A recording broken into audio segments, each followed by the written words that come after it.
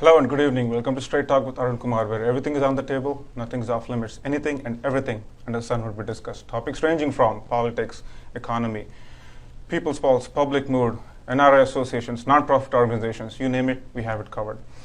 My guest tonight is a man who needs no introduction. He was the first Indian American to be elected to the New Jersey General Assembly, and the first Indian American to be elected to the New Jersey General Assembly, and the fourth Indian American to be elected to any state office in the entire United States. He was a deputy mayor for Franklin Township in year 1998, and subsequently he also served as a mayor for Franklin Township in year 2000. He has also been a deputy speaker for New Jersey General Assembly from 2007 to 2014, and currently he serves as a commissioner for New Jersey Board of Public Utilities.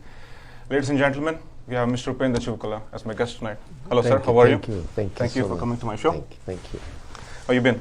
Pretty good, thank you. The weather has been treating us nice, right? The weather is very nice, yeah. The unusual weather for February. Yep. So, the first question I have is, what does J stand in your name? What does J stand for? J for Jog, J-O-G-E. Okay. According to my father, it is my great-grandfather came from Maharashtra. Right. So it used to be Jogi Shastri. So right. It became shortened for Jog, Nope. J-O-G-E. J-O-G-E. Right. You got Americanized a little bit, huh? Right. No, actually in India it's Jog Waterfalls is there. Oh, okay, right? okay. Just a little spelling E at the end. So, please tell us about your background. I know you're from the state of Andhra Pradesh originally. What's this Maharashtra and Andhra Pradesh link? No, because I think Maharashtra is a bordering state to Andhra Pradesh, but that was long time ago. Right. I was born in Nellore, and when I was 2 years old, my parents moved from Nellore to Madras at that time, and part of it was a bilingual state at that time, so I moved there. I was 2 years old, and I was brought up in Madras, now it's Chennai, where I studied in Telugu medium. And I went back to Nellore. I studied 1 year in Nellore, and most of my studies have been in Chennai.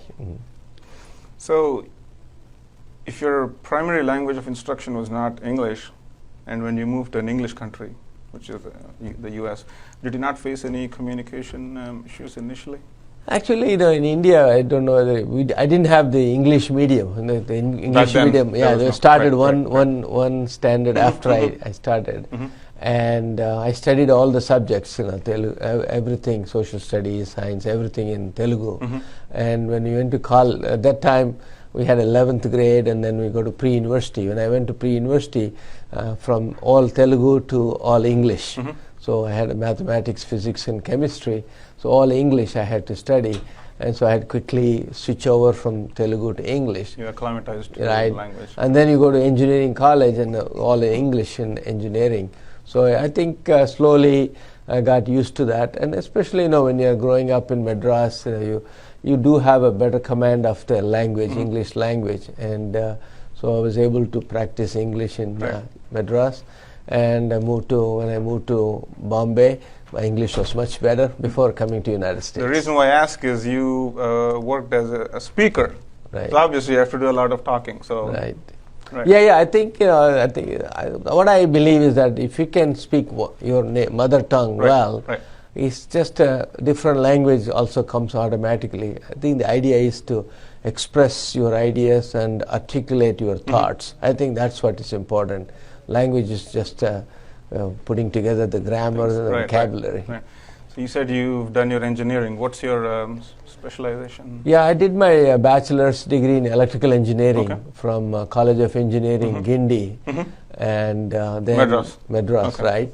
And then I worked in Bombay for 2 years. I was designing water treatment plants, controls, and in Bombay, and then I came to United States and I got my master's degree in electrical engineering from the City College of New York, and that's where I did electrical engineering again. So it's funny you mentioned electrical engineering. So voltage to volts. So how did this transformation happen? So electrical engineering, I have a few master's degrees myself in electrical engineering, and computer engineering is one of those. So I know electrical engineering deals with wires, voltage, electromagnetic field, and circuits, and DC, AC motors. From there to votes, elections, assembly. So what's the link? Well, I think, of course, there is you need the current, of course, you need the current, and you need the you need resistance. The amperes, huh? You need the amperes. You need the resistance. Right. But after doing the engineering degree, I worked for a number of companies. Okay. And during working for, I spent a lot of time, 18 years or so, at AT&T Bell Labs. Oh, I wow. worked for, and where I did a lot of design in telecommunication field, and developed a lot of the skills. You need communication skills, verbal communication, written communication, and interpersonal communication skills, and started doing community service, trying to get the people or community involved in the political process and grassroots politics. And so I was able to turn my volts and amperage into votes. Okay, good. Why politics? This is a question everybody asks me, because I'm sure you're the first Indian American to be elected to the New Jersey Assembly. So here's an Indian gentleman, and there are several predominantly Caucasian community within the Assembly. So first of all, did you not feel like a fish out of the water, and did you ever wonder why you selected politics as a field? Well, I think the way I look at it is I got into politics not to run for political office. Okay. Rather, I looked at it as a community service, get our community involved, and empower the community so that way you have the voice at the table. Right. And so when you get in, one thing leads to another, and you end up putting your name on the ballot and contesting for elections. And of course, when you are there, you are literally a minority in the sense that you are the only one in the room, and you have a name that doesn't sound Judeo-Christian. It doesn't sound Judeo-Christian. Yeah, Judeo-Christian, yeah. And you have an accent that you have developed when you learn the English language at a later age, and you look different, and you talk different, and so definitely that is what the challenge is all about, and try to make that difference, do that, take that leap, and try to make that was very challenging and was also exciting. So the challenge is twofold. One is the politics field itself, and the other is culture shock, or a lot of foreign people around you. So it's twofold for you, as opposed to other local politicians, right? Well, I think I did not see it that way. The way I saw that was I always looked at it as an opportunity to do the service, and also looked at as an opportunity to represent a community that did not have a voice, and that's how I looked at it. Of course, when you are the first, when you are trying to do something different, you have to be prepared. Challenges. You have to be prepared for the challenges. You look at those challenges as opportunities, and definitely you are subject to certain teasing and certain ridicule. And you have to expect the unexpected. All those things are there. Those things go with that. Having said that, you also have an opportunity to use your intellect. Okay. And you through your hard work, and you are able to show that you can excel. Correct. And that differentiates you, even in spite of all the other differentiators. You can differentiate yourself that, hey, look, I can contribute a lot more. Why Democrats? Why Democratic Party? I hope you're not put off by my red colored tie. Red is fine. Red is fine? Okay, I know you guys don't like red. No, I know you're blue. No, I think everybody wears a red tie during the Valentine's Day was recently. I think red is a power tie. I don't think red is I mean, if all Democrats, please note this: Mr. Upendra Chukla has a liking for the red color. Right, but also you have to remember, red is also red China, red Russia. So you have to remember you cannot go that way. The ideologies too, right. I think the way I look at the Democratic Party is that when you look at the immigration in this country, Indian immigration took place as a result of Kennedy Johnson immigration bill that opened up the doors for Indian immigrants to come to the United States. That's one thing. When was that, in the 70s, right? Yeah, 70s, the late 60s and 70s. There's also a friendship between John F. Kennedy and Jawaharlal Nehru and Khrushchev. And so I think that was one of the things, when growing up in that era, these things stick in your head. And also Democratic Party, as I know, is a party of inclusion, welcomes minorities. And it is not a monolithic party. If you look at different colors, different ethnicities, and I fit right in. And so that's what made me a Democrat. You have a natural qualification, right? Right, you got to fit in. Right. What are some of your key policies or accomplishments? I know it's going to take like an hour to discuss Mr. Upendra's accomplishments, but to summarize, what are some of your focus areas or key policy making? Yeah, one of the areas I really focused on was climate change and environmental policies. So I had focused on alternate energy, like renewable energy, solar energy. I have done a number of legislations, and New Jersey became number 2 in the nation for solar energy, because we had the renewable energy certificates for solar, and that's one of the things we did. Also, I had legislations for wind energy, offshore wind energy. Makes sense. We are one of the pioneers in getting the legislation, even though we have not installed wind energy yet. And also trying to come up with hydro energy, as well as bioenergy. All those coming up with renewable energy portfolio standard, and trying to create trading the carbon credits, carbon footprint, and try to see how you can do creating a marketplace for carbon trading, and all those legislations I have done.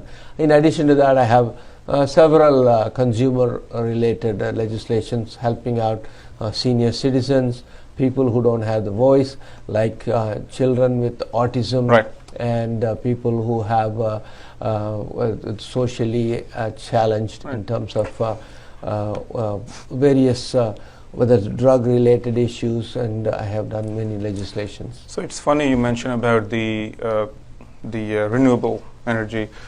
I'm sure you're aware of the Sustainable Development Goals, the SDG, set forth by United Nations a couple of years ago. And they had about a list of about 17 targets to achieve by, I think, 2030. And climate change is one of the goals. So now the question to you is, U.S. and amongst the factors affecting global warming, the CO2 emissions is the greatest contributor. So U.S. is the second most contributor to the CO2 emissions, I think about 15% after China. So do you think with your, or in general the national policies, do you think the U.S. can achieve the 2030 target, or do you think how far are we in the process in reaching our target?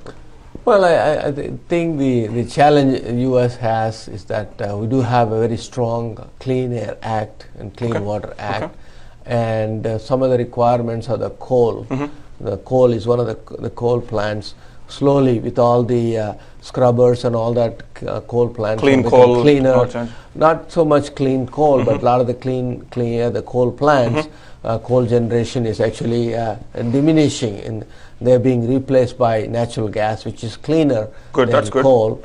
And then you have the nuclear. I think nuclear about 20% is decreasing, but I think the nuclear generation is zero carbon emission. So I think that is one of the areas. And the renewable portfolio like solar energy, and US has a lot of onshore and land-based wind, tremendous wind in the Midwest and Middle East, we have South. The wind energy. The wind energy is really coming up. And so if along the eastern seaboard, we are developing a lot of the offshore wind energy. So I think if we can develop the solar energy, the wind energy, both on land and offshore, and then you have replace the coal with natural gas, and try to maintain the continue the nuclear plants, and I think we should be able to control the carbon emissions. But again, every 4 years you have a new administration coming in. Policies change, and under the current administration, it is not yet clear whether the current EPA administrator is not so much a believer of EPA climate change. So how well they're going to honor the requirement of cutting back. But I think what I see is that the renewable energy and the alternate energy, I think the economics are going to drive it, irrespective of not so much the environmental, whether the administration is pushing for it or not. The economics is going to drive, because a lot of the jobs are there, and more and more innovations are coming in the alternate energy. It's funny you mentioned about the nuclear energy. In the world, France has about 58 operated nuclear reactors, and it's amazing that about 76% of the energy used for electricity they're able to use for domestic purposes. And the United States has 99 operated nuclear reactors, the most number of reactors in the world, and yet we have a meager close to 19 or 19.5% of the utilization for domestic purposes. Why are we not able to utilize the innately available nuclear energy? Is it purely for environmental purposes, or is there any? No, I think the comparison. If you look at France, is such a small country compared to United States. Correct. I mean, the United States needs are in terms of energy needs are much greater than that of France. So they have a lot more reactors too. Right, but almost double. No, but yes, definitely they are being used. But I think the key is that when you look at other sources of energy that are there, and if you are looking at the percentage, yes, definitely, overall percentage is 20%. But if you look at the megawatts comparison, naturally, United States is going to have a lot more nuclear energy than France. So I think right now after what happened in after Chernobyl and after it happened in Daiichi Fukushima, Ukraine, and 3 Mile Island, I think Daiichi Fukushima is the recent nuclear disaster after the tsunami.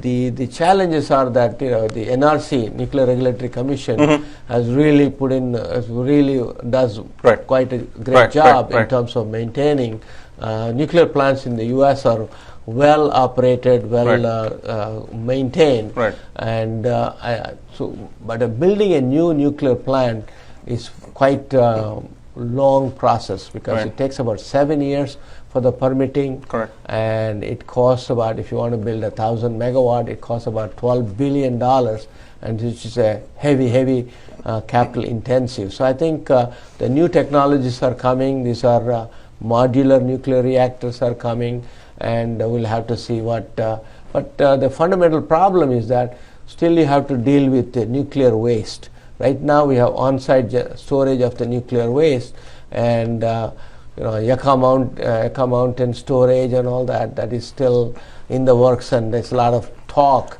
but not much action has been taken. And also, when you transport the nuclear waste, it has to go through somebody's backyard, and there are challenges associated with that. Is that the challenge, or are there political inclinations too, which either entice or they repel? For example, the Democrats, obviously they have a special liking towards EPA. So do you think EPA has a role to play in deriving the nuclear energy? for domestic? No, I don't think the EPA. I think under the previous Obama administration, I think they came up with what is called a clean power plan, which was advancing a lot of renewable energy like solar, wind, and other things. But they have recognized, to some extent, they did not recognize existing nuclear plants, but new nuclear plants not built. I think maybe under this administration, maybe they may look at it differently. But I think this administration right now looking at more coal. I don't know. I don't think that's not practical, and it's not viable, because you're not going to build a coal plant now, because nobody can meet the clean air standards. The sustainable development. So I think it will evolve. I think nuclear is a player. It is going to be not going to be large reactors, probably modular reactors. So you always represented the 12th congressional district, right? I'm part of the 12th congressional district. I live in there, but I represent the 17th legislative district. 17th, okay. So this is a question I had. The 17th, which township does the Franklin Township or the Middlesex County fall under? Is it the 17th legislative district? Right, yeah. The 17th legislative district has 5 towns. Franklin Township in Somerset County, and then you have Piscataway, then you have North Brunswick, New Brunswick, Milltown, and those are the towns. Okay. Yeah. So this question I always wanted to ask Mr. Upendra or any other American politicians. You are a speaker, deputy speaker, correct? In India, what happens is that I would not say no respect, but there is pretty much scant respect for the speaker's statements or orders. If the assemblymen do not like what the speaker said, they either rip papers up and just throw in the air, or they go directly to the well. There's a lot of ruckus going on there. Do any such things happen in the assembly here, or no? We have a decorum. We have a decorum. We have a protocol, and they can speak, and they have time limit for the speak, and then there is a proper etiquette that it has to be followed. And I don't think anybody can use that kind of language. Also, they're very careful. I mean, there are occasionally, very rarely, you have some heated discussion, heated arguments that take place, but nothing out of the ordinary. Okay, I don't like Upendra anymore. My version of democracy, my definition was different. I thought in democracy, you just go to speaker, you break the speaker, the mics, and make ruckus near the podium. You're telling me we cannot do that? No, I mean, what I'm saying is that we like civilized democracy. Oh, see, that's a distinction. Okay. I'm sorry, I'm talking about the Indian. What happens in the Indian state legislature? Democracy is still of the people, for the people, by the people. It's still there. Correct. But the people who follow. I don't have to impose myself on you. Correct. I mean, I can do in a civil manner. I don't have to manhandle you to get my ideas across. Or yell or use unparliamentary language. So, about the elections, right? So, at least in India, and many people have been caught doing this, people buy votes in exchange for money, they sell votes. So, does such thing happen in the US? And I know you're a politician, so you don't have to be politically correct. This is straight talk, so I want you to be upfront. Does such a transaction happens when at the time of elections, buying votes and stuff? No, I mean the way the electoral process here is that it is pretty transparent process in terms of you can we have a process called get out the vote on the day of the election. You can have canvassers who are paid volunteers. It's all the documentation is there. They can go and knock on doors of different voters and ask them to come out and vote. And I don't think there is any kind of tit for tat type of quid pro quo. You have to vote for this, so you get that type of transaction. That's illegal. That doesn't happen. But you do gather funds. You do gather funds. Yeah, the funds for campaign purposes you gather funds, and all the where the sources of the funds are documented. These are all available on the internet. The expenditures are also on the internet. These are all disclosures. And in terms of the personal disclosure, personal funds, everything is disclosed. The expenditure is for what is the purpose for the expenditure? You can persuade people to vote for you through advertisements, through campaign literature, and through inviting people to meetings and having discussions. You market yourself. Yeah, not so much. You vote for me, I'll get you a 5-inch TV or 15-inch TV. That type of things, I have not seen that. I mean, probably it might happen somewhere, but I'm not aware of it. Yeah, it does. It's illegal. It's in the latest in Uttar Pradesh, they're giving away laptops. So, yep, it grows with the technology there. The things change. How do they make sure that the people who got the laptop I have no idea. Populist schemes are so attractive, and I don't blame the people too. Sometimes they're just so attractive because there are so many people living below the poverty line in India. Right. That's easy to get attracted because here is a lot more. I think there's a lot of monitoring that happens, and then people know what is going on. So there's no anonymous transactions or anything like that. I mean, anything that has happened that's illegal. Yeah. Right, on paper. So how was your political journey so far? Did you, at any point of time, regret for having chosen the field you've chosen? Did you ever think, no, this is not the right field for me, I made a mistake or whatever? Did you had any regrets? No, I think it's one of it's very self-fulfilling in the sense that when you do community the service, when you really look at it as a service, and yes, the pay, the salary, the money you get is not that much.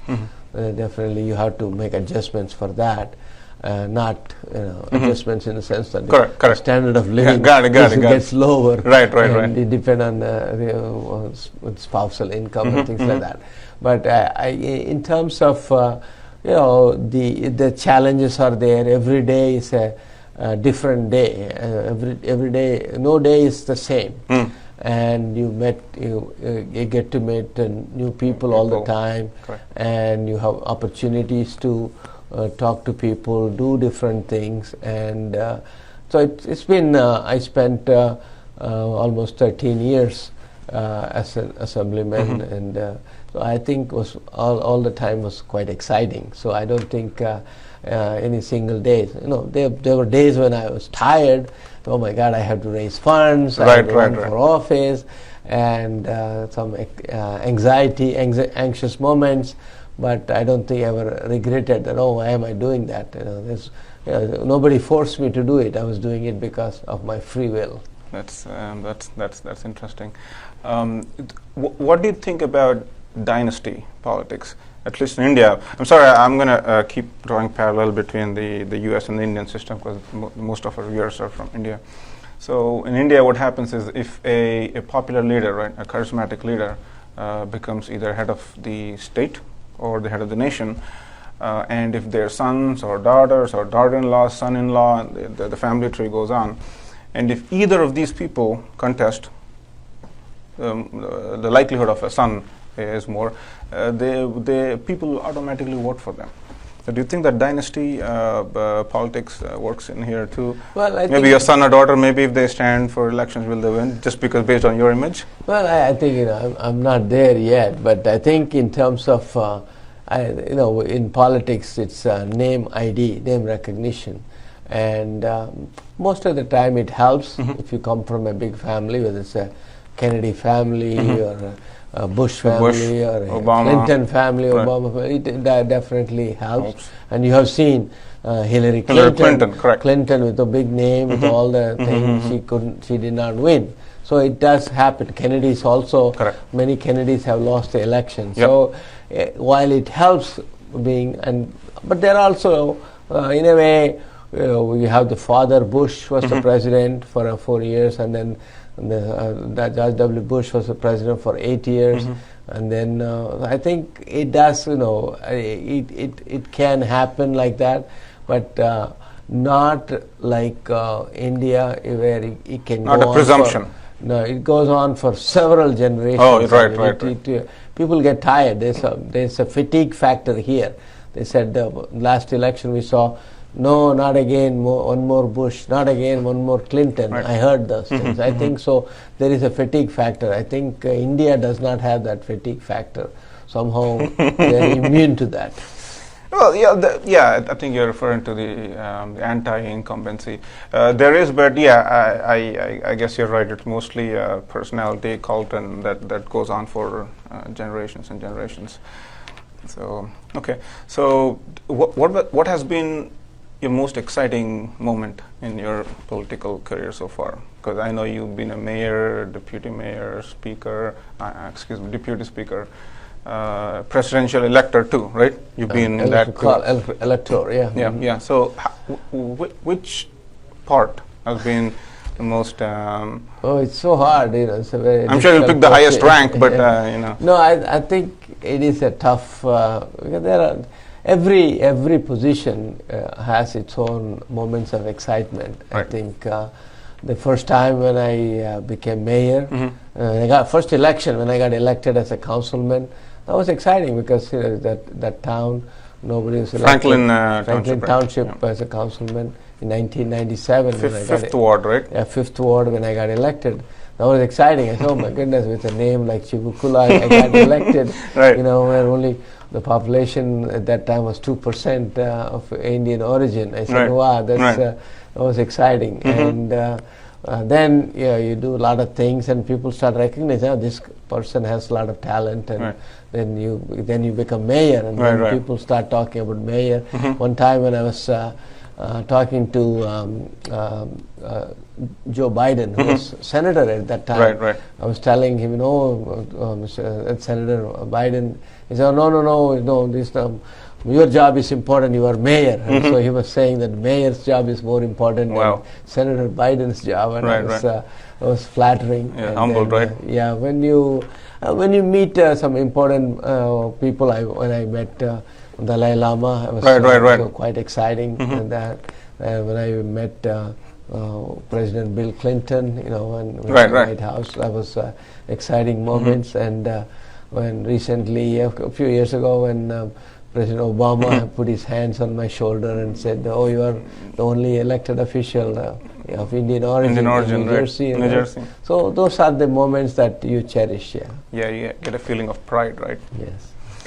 So you mentioned about Clinton before. So whom did you root for during the Democratic presidential? Was it Hillary Clinton or was it Bernie Sanders? No, I think I have been a supporter of Hillary Clinton for a long time. I was even in year 2008. I was a Hillary delegate. You were a speaker, right? Deputy speaker. Yeah, I was a Hillary delegate. I was a delegate to the National Convention, and then, President Barack Obama won the nomination, and.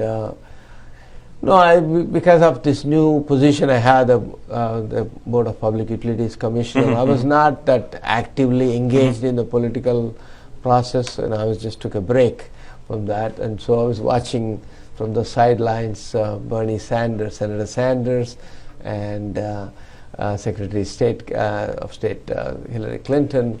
I was watching their elections, and I voted for Hillary Clinton. Yeah, so.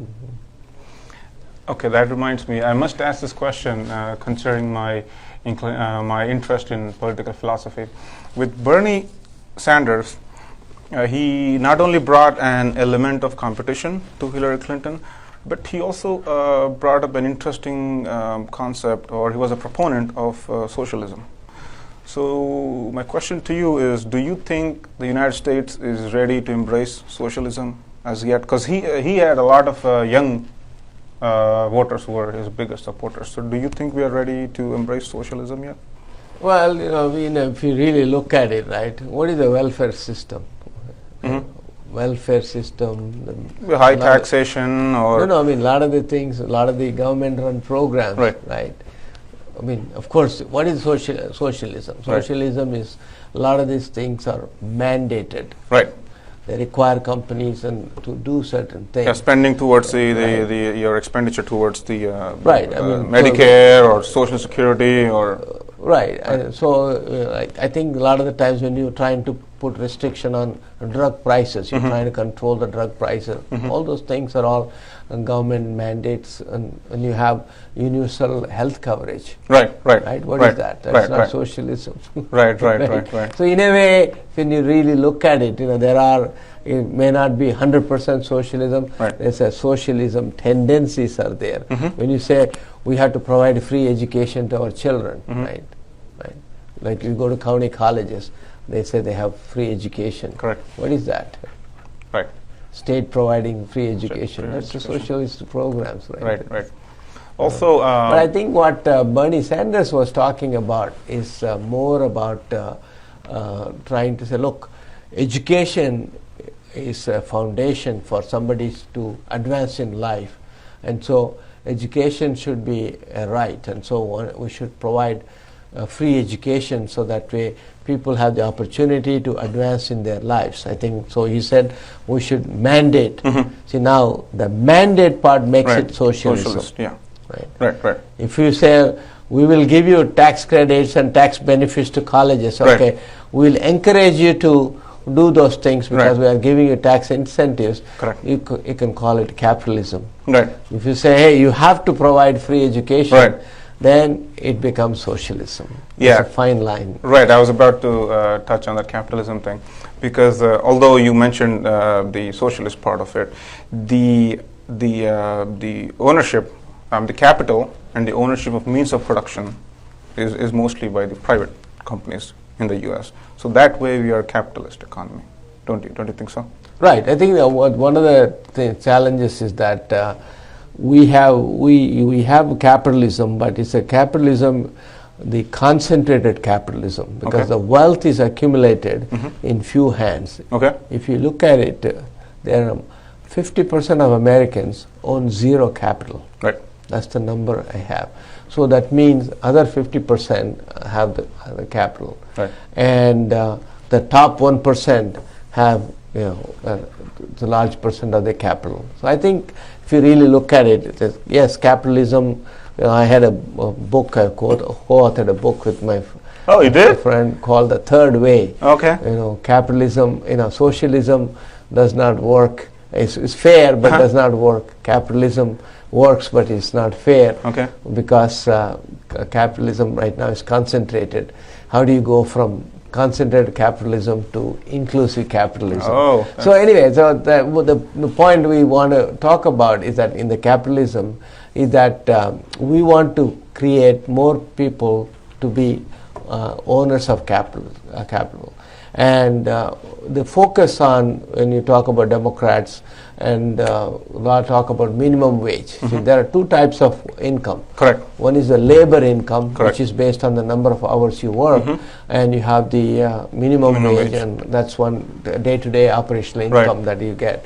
And then you have the capital income, where that you can through whether it's investment income, stocks and bonds that you acquire. So one of the things I was advocating for in the book is that if you can provide employee ownership, right, by providing tax incentives to employers to provide, so that way they use that tax incentives to create employee ownership. Correct. So that way the employees have, in addition to their labor income, they will have capital income, so that way the capital income grows, so that way we create more capitalists. That reminds me, Bernie Sanders has been advocating raising the minimum wage from $7.50, I think, to $15. $15. What do you think about that? Is that not too much of a raise? I mean, can we handle that? Can the economy? It all depends how you look at it, right? I mean, depending on who is paying for it, and then. When you talk about minimum wage, nobody talks about the skill level. If you are doing a very highly skilled job, and then no skill job, if you are doing flipping hamburgers versus you are doing something in a doctor's office or something like that. So I think that's where the perspective get lost. And I'm a supporter of minimum wage, because people when you live in a state like New Jersey and New York, it's high cost of living states, you need a bare minimum to get through. You need a place to live, you need to have, if you need a transportation, and the auto insurance costs are high, so $15 barely takes you through that. The question is, what does it do to the small businesses? Can they afford it? And so that's where it gets into that. So I think, so how do you achieve that balance?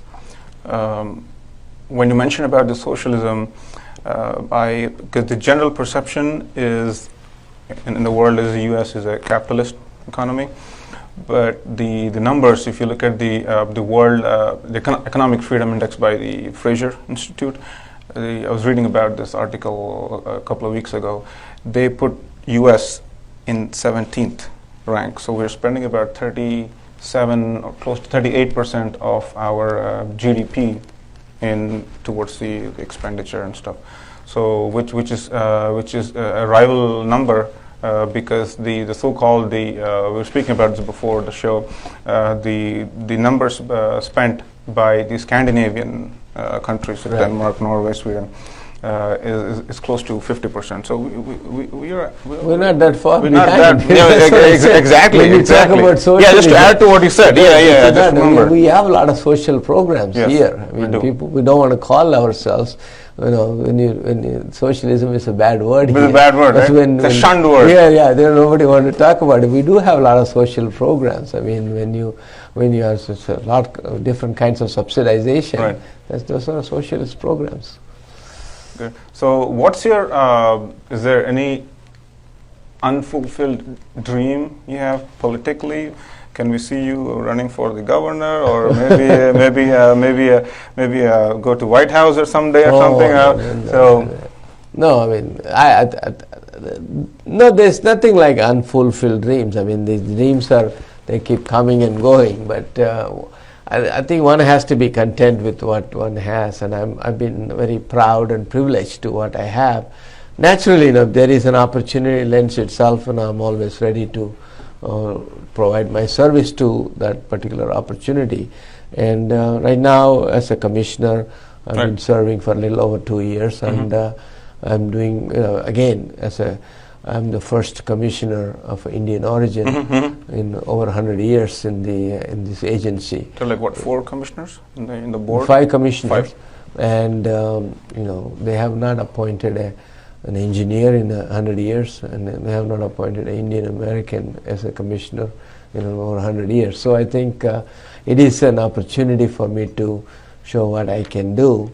And going back to elected office, we don't know what the future holds. And if an opportunity comes, I will always be ready.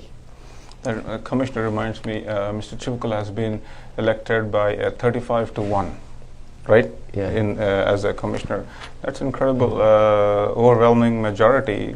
I was only opposed by Koch brothers. Who was that one person? I wanted to know. Yeah, he's a senator who's supported by Koch brothers. Koch brothers are the ones who, they don't like my environmental policy. Oh, there you go. That's the reason. Because the governor himself, Governor Christie, who was a Republican himself, he proposed your name, right? Right, he nominated me, right. Yeah. Right, so that shows the popularity which Mr. Upendra Chivukula enjoys. So, any final comments in my show? No, first of all, I want to thank you for this for this opportunity. I want to thank TV5 and Mana TV and Sridhar Chillera for this opportunity. I think the key here is that as a community, we have come a long way, but we still have a long way to go. And I think political empowerment, political involvement is very important, because when I say political involvement, not that everybody has to run for political office. I think we have to be in tune with what is going on. We have to be politically active, because wherever there is injustice that is being done, we have to fight the injustice, together, and we have to find commonality among different communities. It doesn't matter, which part of India you come from. You try to find that commonality and try to put a united front so that we succeed in this country. That's very important because there are going to be many challenges in the next few years and beyond, and the more united we are, the stronger we become, and that we can face the challenges together. I know when I gave your introduction, I know I did not do full justice because there's so much accomplished and there's only so much I could introduce a personality like Upendra in the matter of like 10 seconds. So please pardon me. I know you accomplished a lot more than what I told my viewers. But anyway, thank you, Upendra. Thank you very much for coming to my show. Thank you. It's been a pleasure and an honor. That's all we have for tonight, ladies and gentlemen. Thank you for watching and keep watching TV5 USA. Thank you. Jai Hind.